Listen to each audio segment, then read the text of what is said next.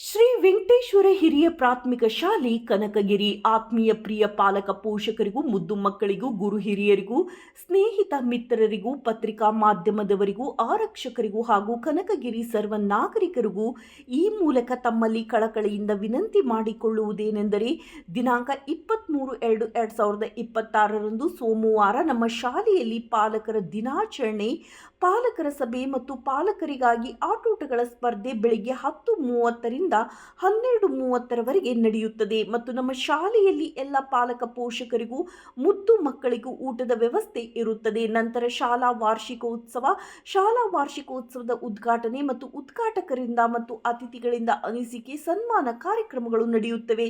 ನಂತರ 2:30 6 ಗಂಟೆಯವರೆಗೆ ವಿದ್ಯಾರ್ಥಿಗಳಿಂದ ಸಾಂಸ್ಕೃತಿಕ ಕಾರ್ಯಕ್ರಮಗಳು ಆರಂಭಗೊಳ್ಳುತ್ತವೆ.